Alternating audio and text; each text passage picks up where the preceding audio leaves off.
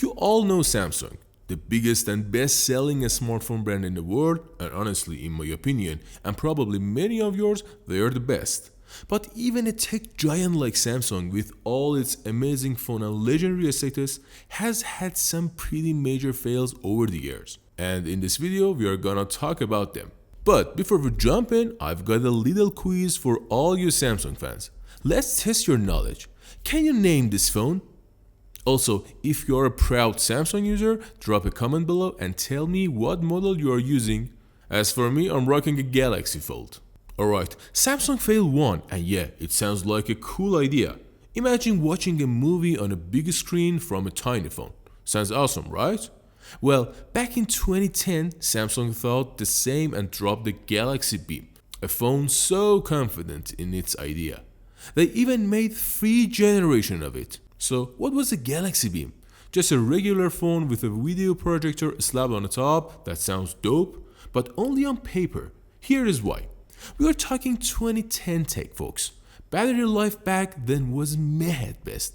So yeah, if you tried playing a movie with 100% battery, you'd be lucky to get through 3 hours. So let's say you are planning a romantic movie night, something classic like Titanic. Guess what? You would probably miss the emotional ending and Jack freezing in the water.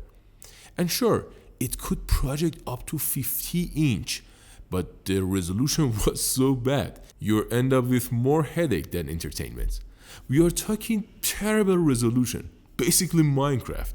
So yeah, Samsung gave up after 3 attempts, and the Beam quietly faded into tech history as one of their boldest flops.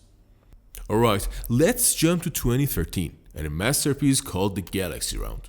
Back then, Samsung and LG were in the weird race to be the first to launch a curved phone. And no, not the cool foldables we have today, just slightly curved frames. LG dropped the G Flex, which was curved vertically, top to bottom. Samsung, of course, had to be different, so they curved the phone horizontally, side to side, and called it the Galaxy Round. To be honest, the LG G Flex was better. It sold more, people actually liked it, and they even made a second generation. Shout out to my friend who actually bought one. But the Galaxy Round, it just didn't make sense. The curve felt weird, it didn't add any real value, and surprise, surprise, it flopped hard. So much so that Samsung never even bothered making a second version. They just buried it and moved on like it never happened. Still in 2013, the year of camera phones gone wild. While Nokia was teaming up with Microsoft to launch the legendary Lumia 1020, Samsung had its own idea and gave us the Galaxy Zoom. The phone looked unique. It had a massive lens slapped on the back, making it look like someone glued a compact camera to a regular phone. But hey, the specs were impressive. A variable lens with 10x zoom, 10x optical zoom. That was wild for the time.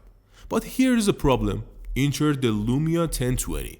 Sleeker, lighter, cheaper, and honestly, just better. It has a massive camera sensor that delivered way better photo quality. And it didn't look like a Frankenstein. Samsung, though, didn't give up just yet. A year later, they dropped a sequel called the Galaxy K Zoom.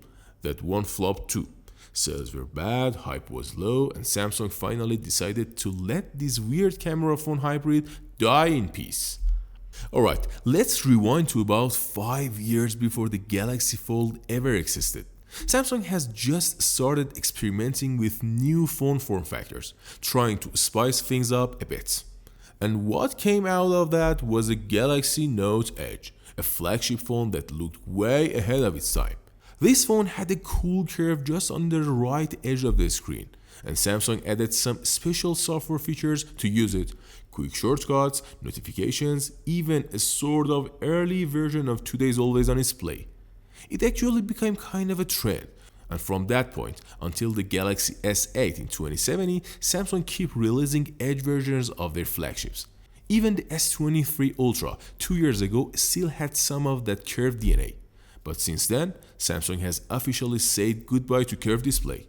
Now look, I personally like the Edge display. They looked slick, but let's be real, they came with some annoying problems too. screen protectors didn't sit right, the curves made the phone more fragile, and worst of all, accidental touches were way more common. So yeah, maybe the Note Edge wasn't a total flop, but compared to other Samsung flagships, it has lower sales and never really caught on like they hoped. And now the final and most infamous Samsung fail of all time, you already know it, the one and only Galaxy Note 7. This phone was hyped to the max. Beautiful design, powerful hardware, and long awaited by Samsung fans. Samsung even skipped the Note 6 name just to align it with the S7 series. That's how confident they were. The launch event, massive success. The first wave of sales, flying off the shelves. Everything was going great, until it wasn't. Shortly after launch, reports started coming in. The phones were catching fire. Samsung issued a recall, bring us your Note 7, we'll give you a new one. But the issue wasn't just a few bad units. It was a battery design flaw across the board. Even the replacement phones started exploding. Things got so bad that airlines banned the Note 7 from flights entirely, like it was a weapon or something. Samsung excesses basically bowed to the public in apology mode, shut it all down and recalled every single unit. It was a full-blown PR nightmare, a disaster.